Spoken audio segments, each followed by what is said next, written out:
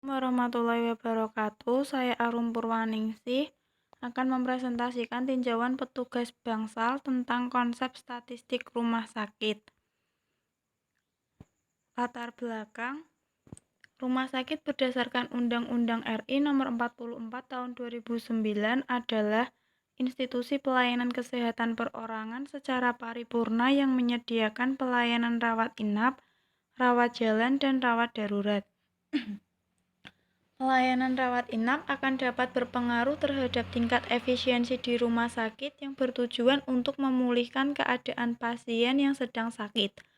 Unit rawat inap memiliki peran yang penting bagi rumah sakit karena sebagian besar pendapatan yang diterima oleh rumah sakit salah satunya dari pelayanan rawat inap.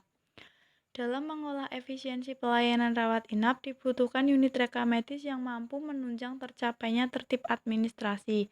Menurut Permenkes nomor 269 Menkes per 3 tahun 2008, reka medis adalah berkas yang berisikan catatan dan dokumen tentang identitas pasien, pemeriksaan, pengobatan, tindakan, dan pengobatan lain yang telah diberikan kepada pasien. Sumber data pelaporan di rumah sakit berasal dari sensus harian rawat jalan, rawat inap, registrasi masing-masing unit pelayanan, dan berkas reka medis. Sensus harian rawat inap dilaksanakan pada waktu yang tetap setiap harinya. Sensus ini berisikan informasi pasien masuk, pasien pindahan dari ruang lain, pasien dipindahkan ke ruang lain, dan pasien keluar hidup maupun mati selama 24 jam. Selama 24 jam mulai pukul 00 setiap harinya berupa data yang akan diolah oleh rumah sakit. Data yang telah diolah dari sensus harian menghasilkan statistik yang digunakan sebagai acuan dan bahan evaluasi untuk meningkatkan mutu pelayanan di rumah sakit. Pengelolaan unit rawat inap dilakukan berdasarkan indikator-indikator dengan menggunakan parameter BOR, BTO, AVELOS, TOI, NDR, dan GDR. Dalam penelitian, penulis melakukan wawancara terhadap beberapa petugas Bangsal tentang indikator pelayanan rawat inap. Ditemukan bahwa sebagian mereka mengatakan tidak mengerti tentang indikator pelayanan rawat inap meliputi BOR, AVELOS, TOI, BTO, NDR, dan GDR. Sebagian dari petugas mengatakan tidak mengerti tentang definisi dan juga rumus menghitung masing-masing indikator rawat inap tersebut. Rumusan masalah 1. Bagaimana tingkat pengetahuan petugas Bangsal mengenai indikator statistik rawat inap? 2. Apa saja faktor yang mempengaruhi pengetahuan petugas terkait indikator statistik pelayanan rawat inap di rumah sakit? Tujuan umum untuk mengetahui gambaran pengetahuan petugas reka medis tentang indikator pelayanan rawat inap di rumah sakit. Tujuan khusus 1. Mengetahui tingkat pengetahuan petugas Bangsal tentang konsep statistik rawat inap di rumah sakit. 2. Untuk mengetahui karakteristik petugas Bangsal meliputi umur, jenis kelamin, masa kerja, dan pendidikan terakhir. Keaslian penelitian 1. Oleh peneliti Rani Robetti dan Andrea Afrilia dengan judul Gambaran Pengetahuan Petugas Reka Medis terhadap Indikator Pelayanan Rawat Inap di Rumah Sakit Umum Imelda Pekerja Indonesia Medan tahun 2017.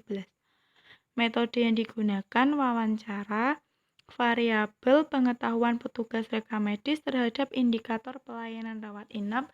Hal ini berbeda dengan hasil proposal, yaitu kalau proposal pengetahuan petugas Bangsal. Hasil, mayoritas pengetahuan responden tentang indikator pelayanan rawat inap adalah cukup, yaitu sebanyak 20 responden dengan hasil 55,6%. Tingkat pengetahuan berdasarkan pendidikan tergolong cukup dengan mayoritas pendidikan responden adalah D3 komputer sebanyak 12 responden dengan hasil 33,3%, SMA 10 responden dengan hasil 27,8%, D3 RMIK responden dengan hasil 25%, dan minoritas pendidikan responden adalah S1 yaitu 5 responden dengan hasil 13,9%. Nomor 2, dengan penulis Esraida Simanjuntak dan Khairun Nisa, dengan judul Gambaran Pengetahuan Petugas Reka Medis terhadap Indikator Pelayanan Rawat Inap di Rumah Sakit Umum Pusat Haji Adam Malik Medan tahun 2019. Metode wawancara variabel pengetahuan petugas reka medis mengenai indikator rawat inap. Hasil mayoritas pengetahuan responden tentang indikator rawat inap adalah cukup, yaitu 6 responden dengan hasil 54,5%. Pengetahuan yang baik dimiliki oleh 2 responden dengan hasil 18,2%. Dan tingkat pengetahuan kurang yaitu sebanyak 3 responden dengan hasil 27,3%.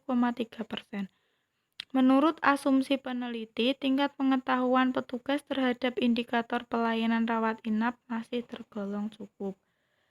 Nomor 3, oleh penulis Rizkiyah Tatong Haryanto dan Viva Maiga, MN.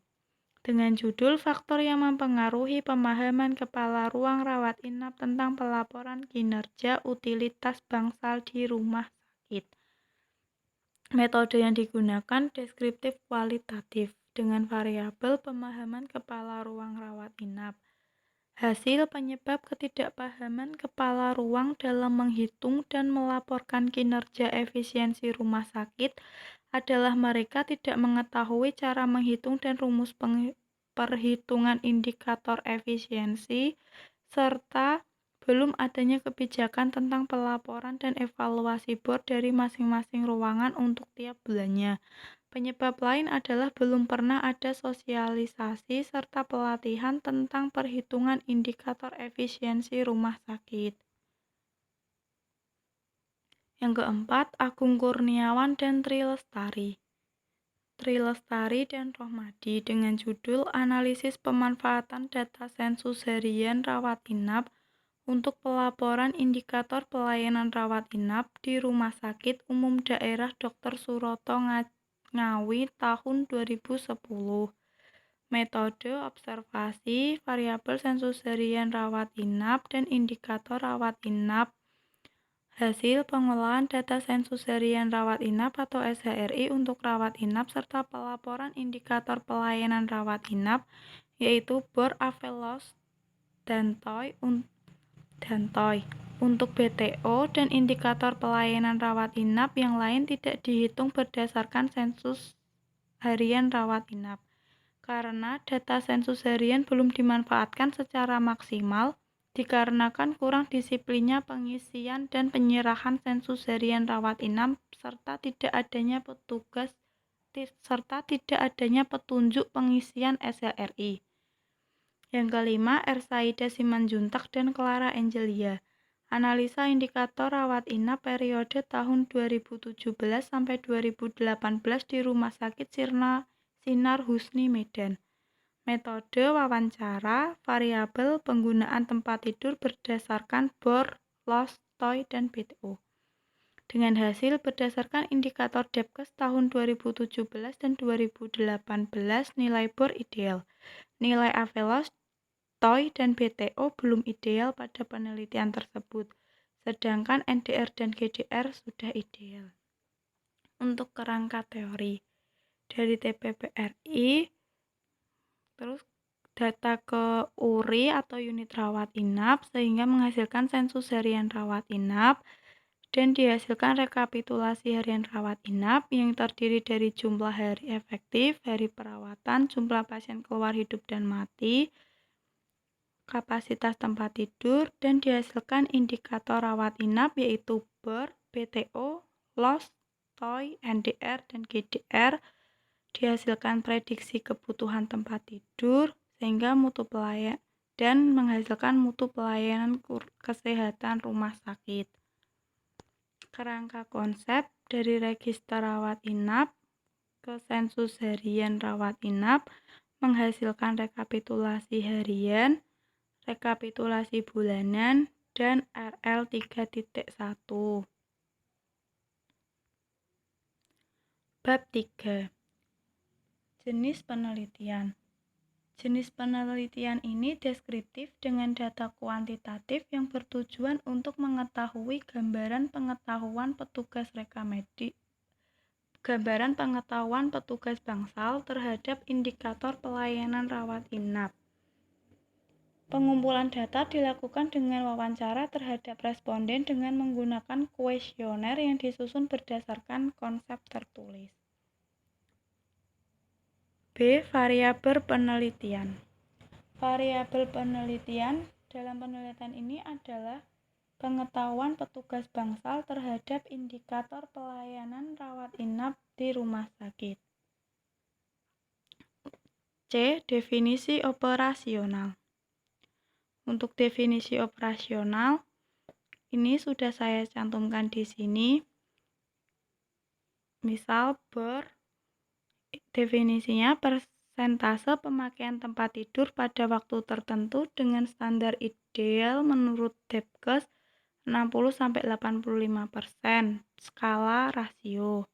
ALOS, di sini gambaran efisiensi dan memberikan gambaran mutu pelayanan apabila diterapkan pada diagnosis tertentu. Skala rasio. TOI, rata-rata hari tempat tidur tidak ditempati dari saat terisi ke saat terisi berikutnya. Skala rasio. BTO di sini juga skala rasio, NDR dan GDR skala juga rasio. Untuk yang D, populasi dan sampel. Populasi dalam penelitian yaitu seluruh petugas bangsal yang ada di rumah sakit. Sampel juga diambil dari keseluruhan dari jumlah populasi. E. Pengumpulan data. 1. Jenis dan sumber data. Data primer. Data yang diperoleh dengan melakukan wawancara terhadap responden dengan menggunakan kuesioner yang disusun berdasarkan konsep tertulis. Dari data sekunder itu merupakan data yang diambil dari rekam medis di rumah sakit. 2. Pengumpulan data. Metode pengumpulan data dengan melakukan wawancara terhadap responden dengan menggunakan kuesioner. F. Pengolahan data. Untuk pengolahan data, di sini ada editing, coding, sorting, entry data, dan cleaning. Untuk editing, yaitu data yang diperoleh terlebih dahulu dilakukan pengeditan dengan cara mengurutkan data dari skor terendah sampai dengan skor tertinggi. Kemudian diperiksa satu persatu untuk memasukkan kelengkapan data untuk mengetahui pengetahuan petugas. Coding yaitu data yang telah dikumpulkan kemudian dilakukan pengkodean. 3. Sorting yaitu dengan mensortir, memilih atau mengelompokkan data menurut jenis yang dikehendaki atau klasifikasi data. Yang keempat, entry data yaitu jawaban yang sudah diberikan kode kategori kemudian dimasukkan dalam tabel dengan cara menghitung frekuensi data dengan memasukkan data dengan pengolahan